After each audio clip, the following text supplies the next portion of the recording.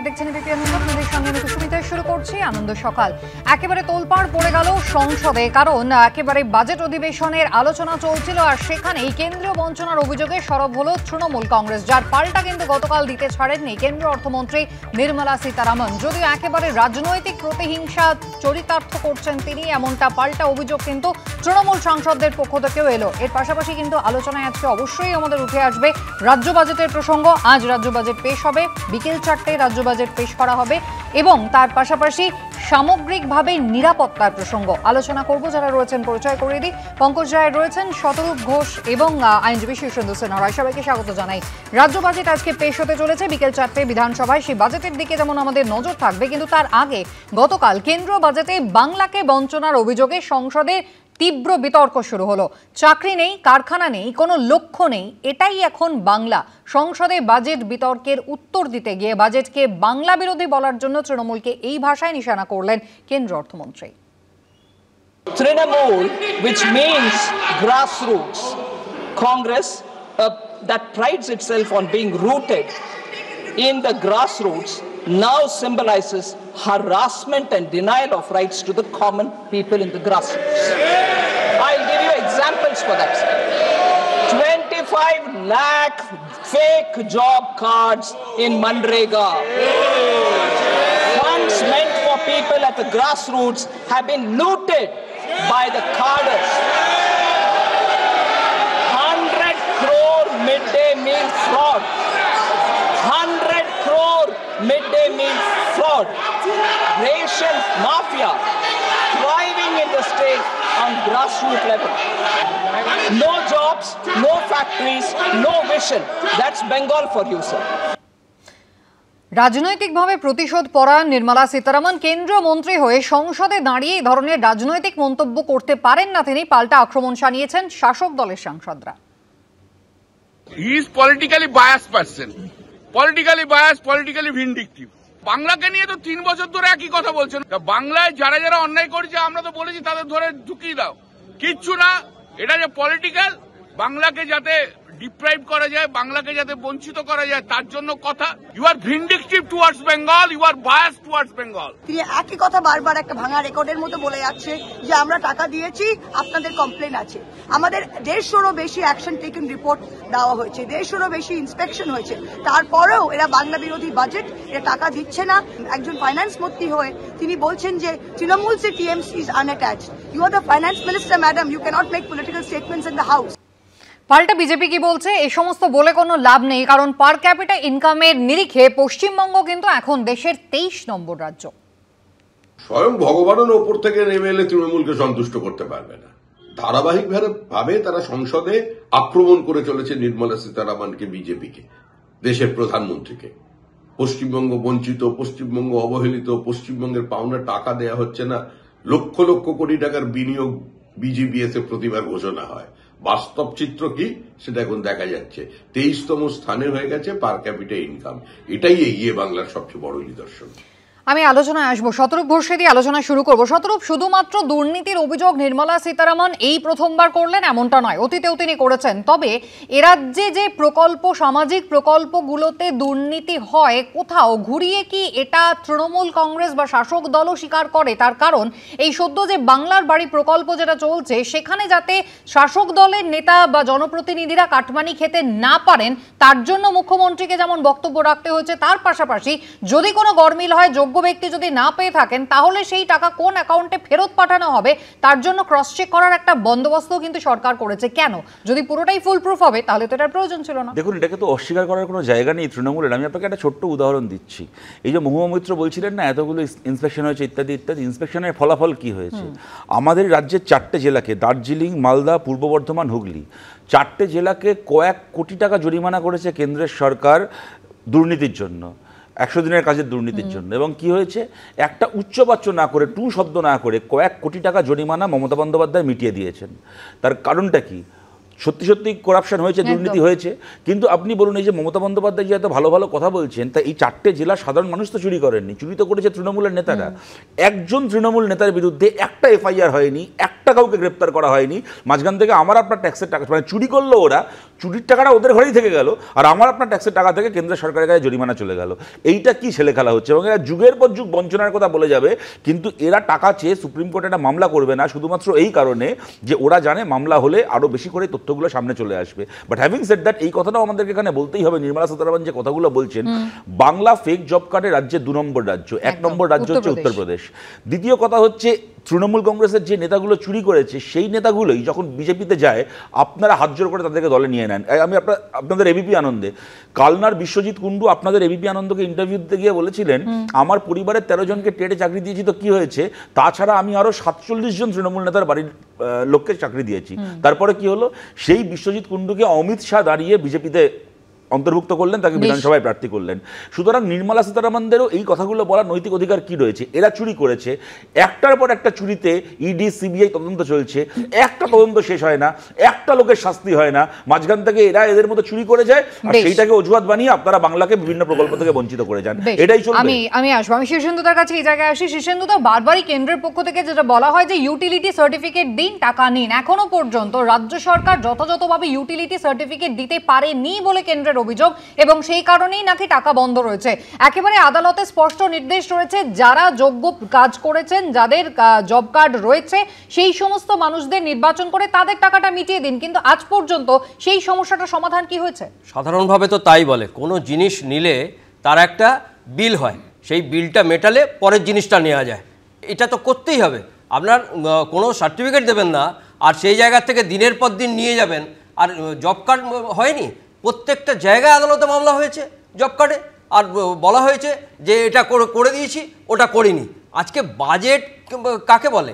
Budget হচ্ছে একটা নির্দিষ্ট সময়ের জন্য আয় ব্যয়ের যে পরিকল্পনা, তার বাইরে কিন্তু এই জিনিসটা ঘটছে। তার বাইরে কি হচ্ছে না, রেশন কার্ডে দুর্নীতি, শিক্ষা দুর্নীতি, প্রত্যেকটা জায়গায় দুর্নীতি।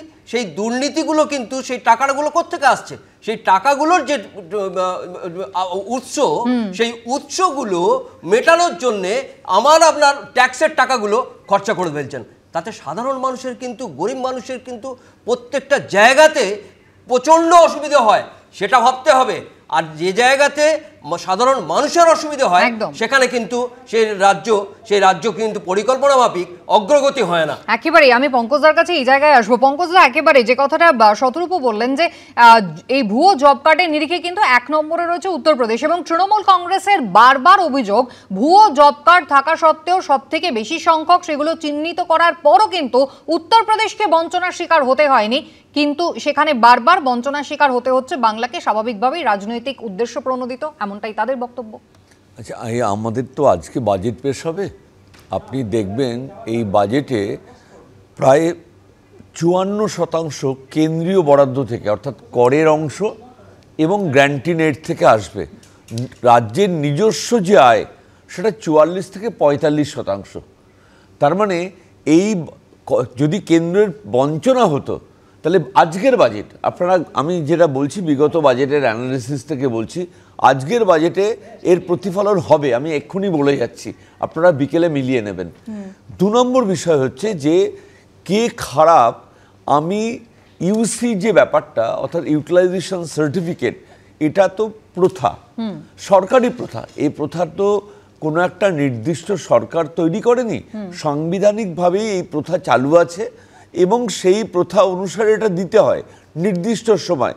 সেটা টেবিল করতে দেওয়া হচ্ছে না, কারণ আমরা জানি যে সিএজি বেঙ্গল যে রিপোর্ট, যেমন সিএজি ইন্ডিয়ার যে রিপোর্ট, সেই রিপোর্ট টেবিল করতেও বারবার করে অসুবিধার সৃষ্টি করা হচ্ছে।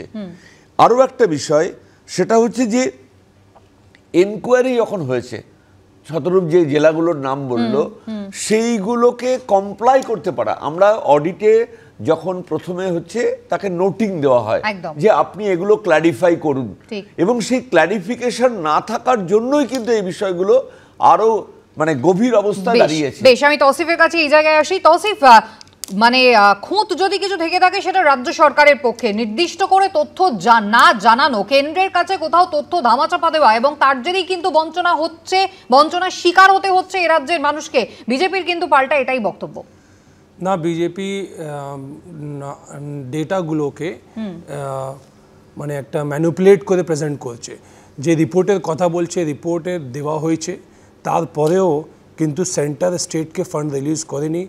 7,000 crore মতন ফান্ডটা PM আবাস যোজনা বা অন্য অন্য যোজনা যেটা আছে ওটাতে রিলিজ করেনি। এটা বারবার স্টেট থেকে চিঠিও লেখা হয়েছে। Mamata Banerjee as a chief minister also চিঠিও লিখেছেন কেন্দ্রীয় সরকারকে, কিন্তু কেন্দ্রীয় সরকার এই যে স্টেপ, প্রথম কথা কেন্দ্রের প্রকল্পের নাম বদলে দেওয়া হয়েছিল। প্রাথমিকভাবে একটা অভিযোগ ছিল যে কেন্দ্রের প্রকল্পের নাম বদলে দিলে কেন্দ্র টাকা কেন দেবে, রাজ্য সরকার প্রকল্পকে নিজেদের নামে করে নিয়েছে এবং সেখানে রঙও বদলে দিয়েছে। না, তার মানে এটাই তো যে ওরা শুধু অ্যাডভার্টাইজমেন্ট করতে চায়। আচ্ছা, ওদের তো কোনো ওদের মানে মোটিভটা কি হচ্ছে যে আমরা শুধু সব সময় ইলেকশন মোডে থাকবো, আমরা ক্যাম্পেইন করব, মানুষদের কাছে মানুষদের সেবার জন্য কাজ করব না। রাজ্য সরকারকে শেয়ার দিতে হবে, ওইখানে নরেন্দ্র মোদীর ফটো থাকতেই হবে। যদি আজকে রাজ্য সরকারের প্রকল্পের নাম যদি কেন্দ্র সরকার বদলে দেয়, রাজ্য সরকার মেনে নেবে তো? সেই প্রকল্পের জন্য বরাদ্দ টাকাগুলো রাজ্য সরকার দিয়ে দেবে তো? আপনি একটা এক্সাম্পল নিন না, স্বাস্থ্য সাথী সেবার কথা বলে স্বাস্থ্য সাথী স্কিম আয়ুষ্মান ভারত স্কিম থেকে 100 টাইমস বেটার স্কিম। তাহলে স্বাস্থ্য সাথী স্কিম মমতা ব্যানার্জি চাইছে যে ভাই লোকদেরকে যখন আমি অলরেডি একটা ভালো স্কিম দিয়ে রেখেছি, ওর থেকে কম বেনিফিট, ওর থেকে কেন্দ্র যখন গোটা দেশের মানুষের জন্য একটা স্বাস্থ্যের কথা ভেবেছে, তারা যখন একটা বন্দোবস্ত করেছে, তাহলে সেটা প্রাপ্য তো প্রত্যেকটা দেশের মানুষের। রাজ্য সেখানে বাধা তৈরি করবে কেন? রাজ্য সেখানে একটা জনগণের করের টাকায় মুখ্যমন্ত্রীর কতগুলো ছবি ছাপা হয়েছে তুমি কি বলতে পারবে? কতগুলো ছবি? আমি একটা কথা বলতে পারি সুমিতা, সেটা হচ্ছে যে দেখুন, আমি ওনার সাথে তৃণমূলের পক্ষ থেকে যিনি বললেন, আমি ওনার সাথে একমত একটা জায়গাতে, যে কেন্দ্রের সরকার মোদির ছবি ব্যবহার করতে চাইছে কারণ তারা অ্যাডভার্টাইজমেন্ট করতে চায়, কিন্তু মমতা বন্দ্যোপাধ্যায় সরকার যে মমতা বন্দ্যোপাধ্যায়ের ছবি ব্যবহার করতে চাইছে তার বদলে এটা কিন্তু অ্যাডভার্টাইজমেন্ট করার জন্য নয়। মমতা বন্দ্যোপাধ্যায়ের ছবি ব্যবহার করলে যেহেতু গ্লোবাল ওয়ার্মিং একটু কমে, সেই কারণে ব্যবহার করতে হয়, এটা মহৎ উদ্দেশ্য, সেবার জন্য, ওর সাথে বিজ্ঞাপনের কোনো সম্পর্ক নেই। দ্বিতীয় কথা, পঙ্কজবাবু যে প্রশ্নটা ওনাকে করলেন, আমাকে না করলে আমি উত্তর দিয়ে দিচ্ছি। 34 বছর সরকার চালিয়েছি, 1 টাকা কোনো দিন জ্যোতি বসুর একটা ছবি, বুদ্ধদেব ভট্টাচার্যের একটা ছবি চাপাতে খরচা করিনি, কারণ আমরা মনে করি না টাকাগুলো কেন্দ্রের সরকারের টাকা বা রাজ্য সরকারের টাকা, আমরা মনে করি এগুলো জনগণের টাকা, মানুষের টাকা। ভাবা আজকে রাজ্য বাজেটে সত্যি ডিএ কি বাড়বে, সেই প্রশ্ন যেমন থাকবে, তার পাশাপাশি লক্ষ্মীর ভান্ডারের অপেক্ষা কিন্তু বহু মানুষ করে থাকেন, বহু মহিলা করে থাকেন, সেই কোটা কি আজকে বাড়বে? আলোচনায় অবশ্যই আসবো। তবে পার্থ চট্টোপাধ্যায়ের প্রাণহানির আশঙ্কা কিন্তু করছেন বিজেপি সাংসদ। ইতিমধ্যেই বেশ কিছু পদক্ষেপ তিনি গ্রহণ করেছেন। জীবন সংশয় রয়েছে প্রাক্তন শিক্ষামন্ত্রী পার্থ চট্টোপাধ্যায়ের, তার অবস্থা কিষেনজির মতো হতে পারে এমনই আশঙ্কা প্রকাশ করেছেন বিজেপি সাংসদ জ্যোতির্ময় সিং মাহাতো। পার্থ চট্টোপাধ্যায়ের যথাযথ নিরাপত্তা চেয়ে রাজ্যপালের কাছে পুরুলিয়ার বিজেপি সাংসদ চিঠি দিয়েছেন। পাল্টা কুণাল ঘোষ বলছেন বিজেপি চক্রান্ত করছে না তো? প্রাক্তন যে শিক্ষামন্ত্রী, তার জীবনের খতরা আছে। আমারও বিশেষ সূত্রে আমি খবর পেয়েছি তাকে কোথাও না কোথাও কিষেনজি করার কোথাও চক্রান্ত আছে।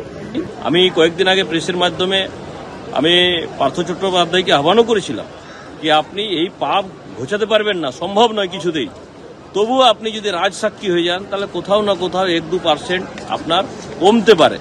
কিন্তু আমি যা দেখতে পাচ্ছি তাতে মনে হয় ইমিডিয়েট তাকে যদি সুরক্ষা না দেওয়া হয় তাহলে অনেক কিছু হতে পারে। একটা বিকৃত প্রচার সামনে আনার চেষ্টা, আরে যার সম্পর্কে করছেন তিনি যদি কোথাও নিরাপত্তার অভাব বোধ করেন বা কোনো সমস্যা হয় তো তিনি তো আদালতকে জানাবেন, আদালতে তো তিনি পার্টিসিপেট করেন। সন্দেহ হচ্ছে যারা আগ বাড়িয়ে এসব বলছে তারা কোনো প্লট তৈরি করছে কিনা বা তাদের কাছে কোনো পরিকল্পনা থাকছে কিনা সেগুলো তারা বলতে পারবেন। শীর্ষেন্দুদা, বিজেপি সাংসদ চিন্তিত হয়ে পড়েছেন কেন? সেটা তো অবশ্যই একটা রাজনৈতিক কারণ, কিন্তু দেখুন গত 2.5 বছর আগে যিনি গ্রেফতার হয়েছিলেন সেই পার্থ চট্টোপাধ্যায়, সেই কেস যত এগিয়েছে আমরা দেখেছি আদালতের পর্যবেক্ষণ, বড় মাথা খুঁজতে হবে, রাঘব বোয়াল খুঁজতে হবে। এখনো পর্যন্ত এজেন্সি সেই রাঘব বোয়াল খোঁজার কাজে কতটা এগিয়েছে সে নিয়ে কিন্তু বিজেপির পক্ষ থেকে কোনো বক্তব্য নেই। তারা চিন্তিত হয়ে পড়েছেন পার্থ চট্টোপাধ্যায়ের সুরক্ষা নিয়ে 2.5 বছর পরে। পার্থ চট্টোপাধ্যায় সম্বন্ধে এমপির যেটা সেটা ব্যক্তিগত মত হতে পারে, তিনি কি বলছেন না বলছেন সেটা অনেকে না, কিন্তু জিনিস হচ্ছে শিক্ষা, সমাজের শিক্ষার হচ্ছে মেরুদণ্ড, সেই মেরুদণ্ডে দুর্নীতি করেছে রাজ্য সরকার, এটা একদম প্রমাণিত, এটা প্রাতিষ্ঠানিক দুর্নীতি। সেই জায়গায় পার্থ চট্টোপাধ্যায়ের আগে এই যে মিরর ইমেজ যে সংরক্ষণ করা হতো সেই প্রতিলিপিগুলো, সেগুলো কিন্তু 3 বছর ছিল, সেটা পার্থ চট্টোপাধ্যায় শিক্ষামন্ত্রী থাকাকালীন সেটাকে 1 বছর করে নেওয়া হলো। এই জায়গা থেকে দুর্নীতি শুধু তার বাড়িতে নয়, প্রত্যেকটা জায়গাতে দুর্নীতি হয়েছে। এসএসসি বলুন, টেট বলুন, প্রত্যেকটা জায়গাতে আজকে ছেলেমেয়েগুলো দিনের পর দিন, মাসের পর মাস, বছরের পর বছর তারা শিক্ষকরা রাস্তায় ঘুরে বেড়াবে, আর দুর্নীতি যারা করেছে তারা বহাল তবিয়তে থাকবে, সেটা হতে পারে না। প্রভাবশালী হাত না থাকলে এত বড় কিছু করা যেতই না। সেই মাথাটা দরকার অবশ্যই, সেটা সিবিআই খুঁজে বার করুক। পঙ্কজদা দেখুন, একেবারে বিজেপি সাংসদ তিনি চিন্তিত হয়েছেন, কিন্তু তিনি চিঠিটা কাকে লিখছেন? রাজ্যপালকে। সুরক্ষার অভাব পার্থ চট্টোপাধ্যায়ের জীবন সংশয় হতে পারে এরকম একটা আশঙ্কার কথা বলে। এখন তো এজেন্সির হেফাজতে রয়েছেন পার্থ চট্টোপাধ্যায়, তাহলে নিরাপত্তা তো এজেন্সি দেবে। প্রাইভেট হাসপাতালে চিকিৎসাধীন রয়েছেন, কিন্তু সেটা একেবারে কোর্টের অনুমতি নিয়ে, এবং সেখানেও নিরাপত্তার কথা কিন্তু নির্দিষ্ট করে আদালত জানিয়েছে। তারপরও সংসদের এত মাথা ব্যথা।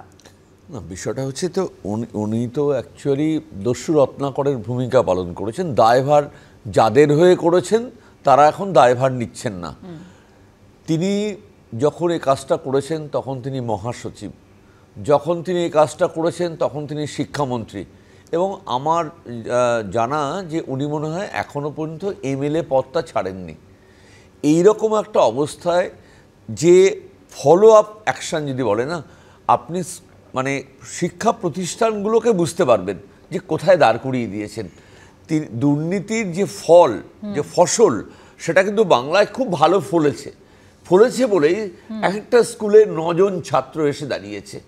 ঠিক আছে, শিক্ষক নিয়োগ যেমন হচ্ছে না, বা সেখানে যেমন দুর্নীতি হয়েছে, সমস্ত মানে পরিকাঠামোটা ভেঙে পড়েছে। একদম পঙ্কজদা, আপনি যে কথা বললেন যে যাদের জন্য কাজ করেছেন পার্থ চট্টোপাধ্যায়, আজকে তারাই দায় নিচ্ছে না। সত্যিই তো, রাজ্য সরকার কি 2016-র এই যে চাকরি দুর্নীতি তার দায় এড়াতে পারে? কারণ তৎকালীন শিক্ষামন্ত্রীর বাড়ির অফিসেই অযোগ্যদের তালিকা তৈরি হয়েছিল, সিবিআই সুপ্রিম কোর্টে সেই লিস্ট কিন্তু ইতিমধ্যেই দিয়েছে, এবং সেখানে সিবিআই এর চাঞ্চল্যকর দাবি যে এজেন্টদের একটি সংগঠিত চক্রের মাধ্যমে ঘুষ নিয়ে অযোগ্য প্রার্থীদের নিয়োগ করা হয়েছিল, যার মধ্যে পার্থ চট্টোপাধ্যায় তৎকালীন শিক্ষামন্ত্রী ছিলেন। রাজ্য সরকার সত্যি কি দায় এড়াতে পারে?